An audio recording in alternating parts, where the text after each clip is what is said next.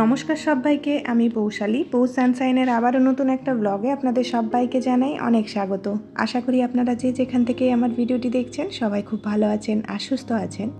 আজকে সকাল সকাল উঠে সবার আগে চলে এসেছি কিচেনে ব্রেকফাস্টটা বানানোর জন্য। আজকে মুড়ি দিয়ে একটুখানি ঘুগনি খাওয়া হবে, আর ঘুগনি করতে মোটামুটি একটুখানি সময় লাগে, তাই ভাবলাম আগে ঘুগনি করে তারপরে বাসি কাজকর্মগুলো সারা যাক।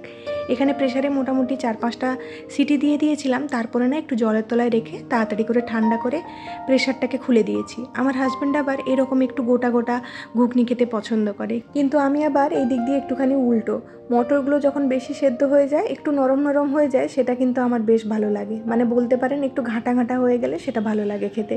কিন্তু আজকে যেহেতু হাজব্যান্ডের পছন্দ মতো ঘুগনিটা বানাচ্ছি, তাই ভাবলাম মটরটা বেশি সেদ্ধ করব না, এই জন্য অনেকগুলো সিটি দিয়ে জলের তলায় দিয়ে দিয়েছিলাম। আর এদিকে কিন্তু আমি মশলাটাও বানিয়ে ফেলেছি। তো ওই গুঁড়ো মশলার মধ্যে একটু ধনে গুঁড়ো, জিরে গুঁড়ো আর একটু আদা গুঁড়ো ছিল, আর একটু হলুদ গুঁড়ো, লঙ্কা গুঁড়ো। আর এদিকে তেলের মধ্যে গোটা গরম মশলা আর তেজপাতা, জিরে ফোড়ন দিয়েছিলাম। টমেটোগুলোকে ভাজা ভাজা করে নিয়ে ওই গুঁড়ো মশলাগুলো দিয়ে তারপরে একটু কেচাপ দিয়ে মশলা থেকে তেল বেরোনো অবধি কষিয়ে নিয়েছি। তারপরে ঘুগনিটা দিয়ে এখন ফোটাতে দিয়ে এসেছি। আর যতক্ষণ ওটা ফুটবে এদিকে টুকটাক কাজগুলো সেরে নিই। আজকে যেহেতু সকালবেলা কিচেনের কাজটা আগে শুরু করেছি, তাই ভাবলাম কিচেনে আর যে কাজগুলো রয়েছে সেগুলো সেরে তারপরে যাব বাড়ির কাজে হাত দিতে। কিচেনে কয়েকটা কৌটো খালি হয়েছিল, সেগুলোকে ধুয়ে শুকিয়ে নিয়েছিলাম। এখন আবার রেখে দিচ্ছি, পরে সময় করে গ্রসারিগুলো ভরে নেব।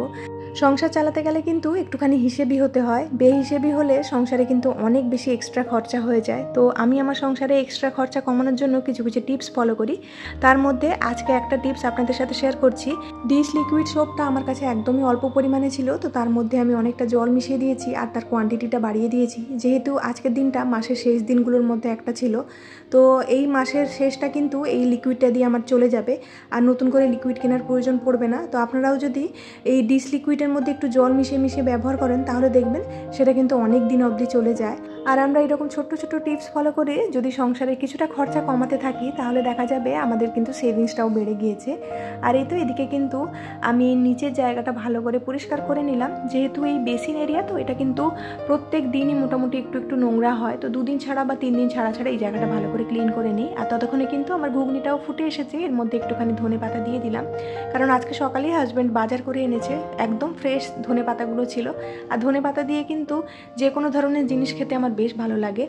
আর এখানটায় কিন্তু আমি 2টো বাটিতে ঘুগনি নিয়ে নিয়েছি, তার উপর থেকে একটুখানি শশা দিচ্ছি, আর এখানটা আরেকটা বাটিতে একটুখানি চানাচুর দিচ্ছি। রাস্তার ধারে যে ঘুগনিগুলো পাওয়া যায়, সেগুলো কিন্তু ওরা বিভিন্ন ধরনের জিনিস দিয়ে সাজিয়ে দেয়, সেটা কিন্তু খেতে বেশ ভালো লাগে। তো বাড়িতে তো ওরকম বানাতে পারিনি, তবে চেষ্টা করেছি একটুখানি ওই রকম টাচ দেওয়ার জন্য। আর এদিকে খাওয়া দাওয়া সেরে এখন চলে এসেছি সবজিগুলোকে গুছিয়ে নেওয়ার জন্য, মানে ধুয়ে গুছিয়ে নেব আর কি। বাজার আনার পরেই না মেয়ে এগুলোকে ধরে সব ব্যাগ থেকে বের করে দিয়েছিল। তো ও যেহেতু এগুলো নিয়ে খেলছিল, ওকে আর মানা করিনি, একদম ওকে স্নান করিয়ে নিয়েছি তারপরেই। আর এখানটায় সবজিগুলোকে আবার ব্যাগের মধ্যে ভরে জল দিয়ে একদম ধুয়ে নেব। আর সকাল থেকে এত কাজের মধ্যে না মাছগুলোকে খেতে দিতে একদম ভুলে গিয়েছিলাম।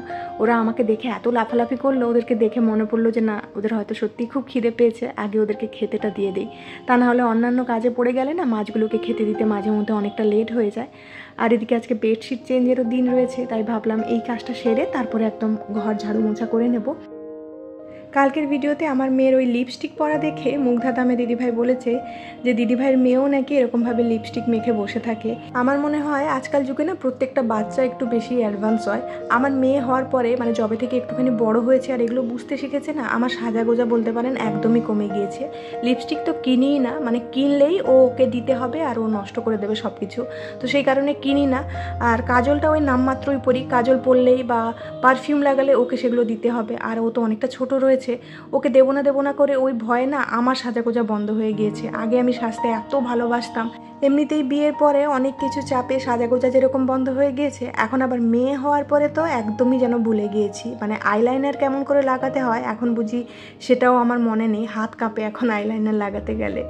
তো যাই হোক, প্রত্যেকটা মায়েদের জীবন বুঝি এরকমই হয়। আর এখন মনে হয় এই সমস্ত জিনিসগুলো না জীবনে অনেক বড় একটা আশীর্বাদ। আমরা হয়তো ডেলিকার লাইফ নিয়ে অনেকেই কমপ্লেন করে থাকি যে ডেলি আমাদের এক রুটিন একইভাবে কাজ করছি।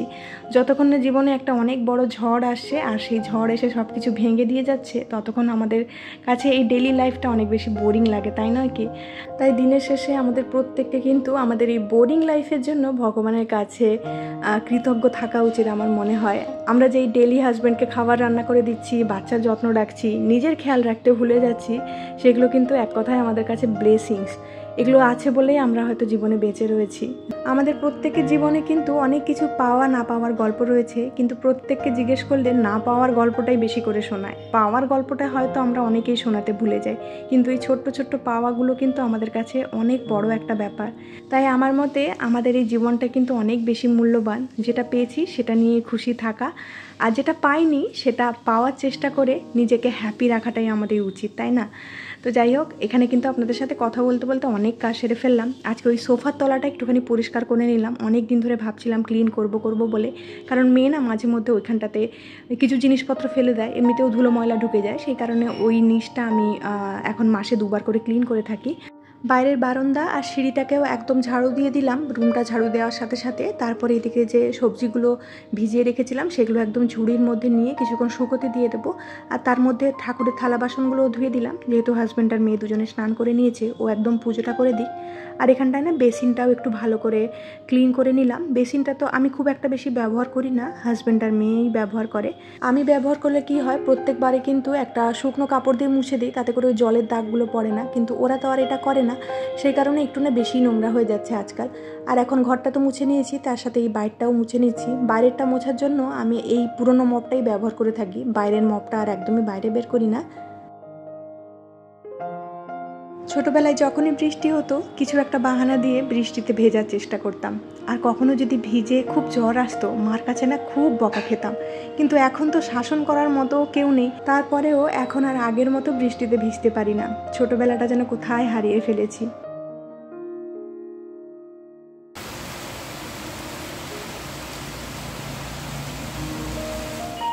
মোটামুটি রান্নার আগে সমস্ত কাজকর্ম কমপ্লিট করে নিয়েছি, এবার চললাম আমি স্নানে।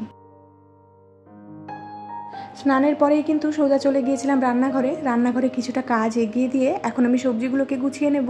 আজকে সেরকমভাবে কিছু সবজি কাটাকুটি করে রাখছি না, যেগুলো কেটে রেখেছি সেগুলো একটু পরেই দেখাচ্ছি। এই যে প্রথমে কিন্তু সজনে ডাঁটাটা কেটেছিলাম, আর এখানটায় পেঁপেটা আমি অর্ধেক করে রেখেছি, পেঁপের আর খোসা ছাড়াইনি। আর গাজরগুলোকে না অর্ধেক করে কেটে রেখে দিয়েছি। আর এদিকে খুব ছোট ছোট করে সবজি কাটার মধ্যে একটুখানি বাঁধাকপি, বিনস, গাজর আর একটুখানি কুমড়ো, যেই সবজিগুলোকে কেটে রেখেছি সেগুলোকে চেষ্টা করব মোটামুটি 3-4 দিনের মধ্যে খেয়ে নেওয়ার জন্য, আর বাদবাকিগুলো তারপরে খাবো।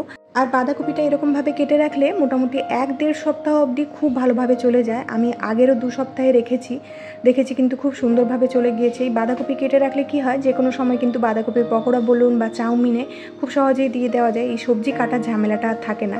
তো সেই হিসেবে কিন্তু গাজর আর বিনসটাও আমি কেটে রেখেছি মাঝে মধ্যে চাউমিনে দেওয়ার জন্য বা যে কোনো ধরনের স্যান্ডউইচে দেওয়ার জন্য আর কি। আর এই তো আমার কিন্তু সবজিগুলো গোছানো হয়ে গিয়েছে, একটা ভিজে কাপড় দিয়ে ফ্রিজের ভেতরটা ভালো করে মুছে নিলাম। তারপরে এখন চলে এসেছি কিছুটা রান্না এগিয়ে নেওয়ার জন্য। আজকে না একটুখানি আলু আর ওলের তরকারি করছি। আলু আর ওলটাকে আমি আগে থেকে একটুখানি ভেজে নিয়েছিলাম। ওলটা আগের দিন দেখলাম খুবই নরম ছিল, তাই আর প্রেসার কুকারে সিটি দিইনি, একদম ভেজে নরম করে নিয়েছি। তারপরে এদিকে একটুখানি অড়হর ডাল করেছি। আর এটা হচ্ছে একটা নতুন ধরনের ডাল, আগেও খেতাম, মানে কিছু বছর আগে আমি প্রত্যেক সপ্তাহে 1-2 দিন করে খেতাম, কিন্তু মাঝখানে বেশ কয়েকদিন বন্ধ হয়ে গিয়েছিল, এখন আবারও খাওয়া শুরু করেছি। এটার নাম হচ্ছে লোবিয়া, এটাতে কিন্তু খুব প্রোটিন থাকে। যেহেতু আমি ভেজিটেরিয়ান আর আমরা মোটামুটি সবাই ভেজই খাই, সেই কারণে একটু প্রোটিনের কনজিউমটা ঠিকঠাকভাবে করতে হয়। আর এখানে সবজি গোছানোর পরে এতগুলো খোসা পড়েছিল, সেগুলোকে ফেলে দিতে হচ্ছে। ফেলতে না এগুলো খুব গায়ে লাগে। আশেপাশে যদি কোথাও গরু থাকতো তাহলে গরুকে দিয়ে দিলে কিন্তু ওরা খুব মজা করে খেত। আমার বাড়িতে কিন্তু এখনও অবধি সবজির খোসা ফেলে দেওয়া হয় না। আশেপাশে যাদের বাড়িতে গরু রয়েছে সেই কাকিমারা এসে খোসা নিয়ে যায় গরুকে খাওয়ানোর জন্য। খোসা হোক, ভাতের ফ্যান হোক, এগুলো কিন্তু আমার বাড়িতে ফেলা যায় না, এগুলো রেখে দেওয়া হয় গরুর খাবারের জন্য। আর এখানে কালকে মার্কেট থেকে গালার এই স্কচ ব্রাইটটা এনেছিলাম নিরামিষে, তো সেটা দিয়ে দেখলাম খুব ভালোভাবে পরিষ্কার হচ্ছে। এই বর্ষাকালের লঙ্কাগুলো একবেলা যদি বাইরে ফেলে রাখি তাহলে দেখছি পরের বেলা একটুখানি নরম হয়ে নষ্ট হয়ে যাচ্ছে, সেই কারণে এখনই একদম বোঁটা ছাড়িয়ে ফ্রিজের মধ্যে রেখে দিলাম। আর হাজব্যান্ড একটুখানি বাঁধাকপির পকোড়া খাবে বলছিল, ওর জন্য একটু বাঁধাকপির পকোড়া করে ফেলছি। এদিকে কিন্তু আমার ওল আলুর তরকারিটা রান্নাও হয়ে গিয়েছে। আর বাকি কাজগুলো করতে করতে আগের দিনের ভিডিওতে করা কয়েকজন মিষ্টি মিষ্টি দিদিভাই আর বোনেদের নামগুলো আমি নিয়ে নিই। তুলা দে, জয়শ্রী বিশ্বাস, সোনালী ব্লগ ক্রিয়েশন, অর্পিতা হালদার, মুগ্ধা তামে দিদিভাই, little thoughts of Maliha, Sangeeta Karmakar, Anubha আর সোহিনী আপু। সোহিনী আপু মনে হয় বাংলাদেশ থেকে কমেন্ট করেছে। আপু লিখেছে, তোমার ভিডিও রোজ দেখি, খুব ভালো লাগে, ভালো থেকো, আমার নাম সোহিনী।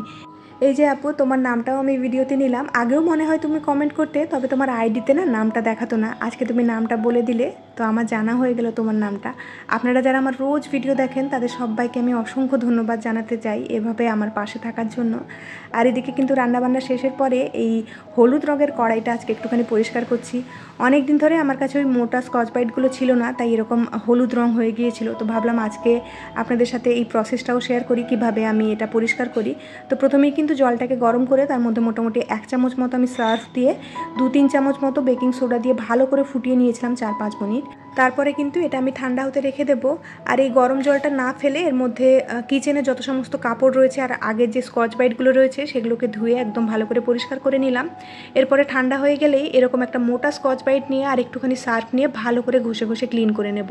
ভেতরটা দেখেছেন কত চকচকে হয়ে গিয়েছে, কিন্তু বাইরের ওই কালো দাগগুলো কিন্তু একদম উঠে যায়নি। আরও 2-4 দিন একটুখানি বেকিং সোডা দিয়ে ঘষতে হবে, তারপরে হয়তো একদম পরিষ্কার হবে।